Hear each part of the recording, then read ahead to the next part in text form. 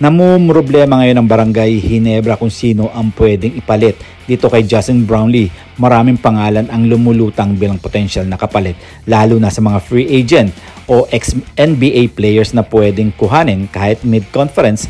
Narito ang ilang posibleng import nang pwedeng makuha ng Barangay Ginebra, dahil alam naman natin na si Justin Brownlee ay na-injured noong Game 3 nung kalaban nila ang TNT katropa. Well, mahirap ang kalaban to, pero nakaungos sa kanila ng isang game. Well, mahirap tanggapin, pero ganun talaga. Kung makakapaglaro ba siya for the next game?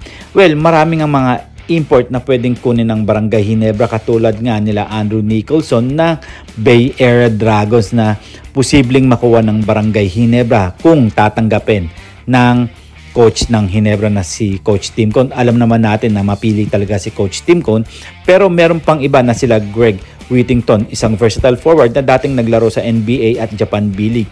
Mahaba, may depensa at kayang tumira sa labas. Swak siya bilang pantapat kay Hollis Jefferson dahil kayang niyang sabayan sa athleticism.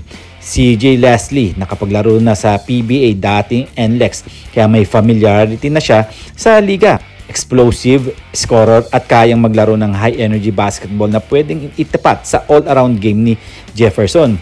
KG McDaniels, dati na ring import ng TNT at Meralco, may athleticism at depensa at kilala sa pagbibigay ng energy sa team.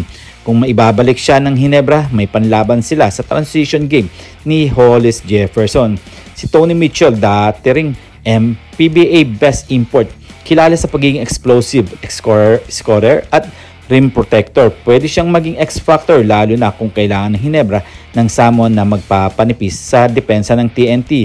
Isa pa, itong si Jonathan Williams III, dating NBA player na matangkad at versatile big man na kaya mag-shoot na perimeter. Pwede siyang magbigay ng bagong dynamic sa opensa ng Ginebra habang tumutulong sa rebounding at shot blocking. Anong kailangan ng Ginebra para bumawi sa finals? Kung magpapalit sila ng import, kailangan agad makapag-adjust sa sistema ni Coach Tim Cone.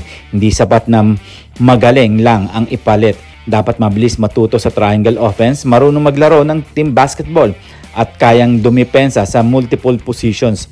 Pero hindi sila locals, lalo na sina Scottie Thompson, Jamie Malonzo at Japet Aguilar. Mahalaga ring ma-maximize rin ang import, injured man o hindi, para man-neutralize ang epekto ni Jefferson.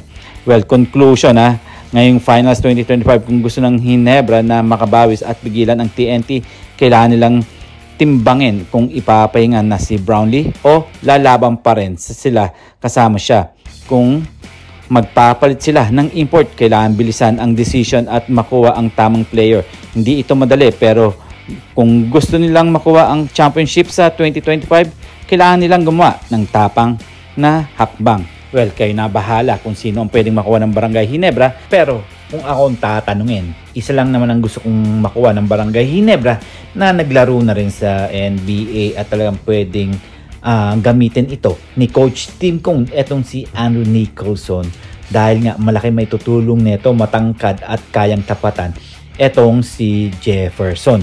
Well, kayo, ano nga ba ang inyong masasabi dito?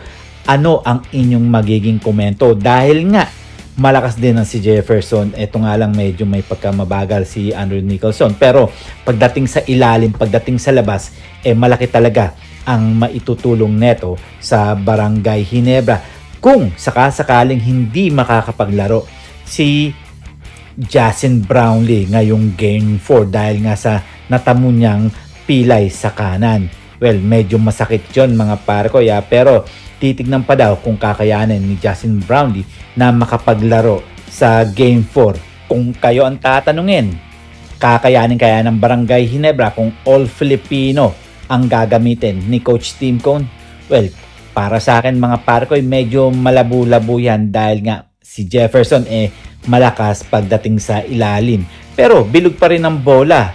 Pero mas maganda pa rin kung gagamit sila ng isang import na gagamit at makakalaban na makakatapat ni Jefferson pagdating sa ilalim at labas. Siguro hanggang dito na lang tayo at huwag natin kakalimutan na mag-subscribe, mag-comment, like, and share, then click the bell para ma-receive ninyo lahat ang aking notification. So see you for my next video. See you for my next vlog. God bless.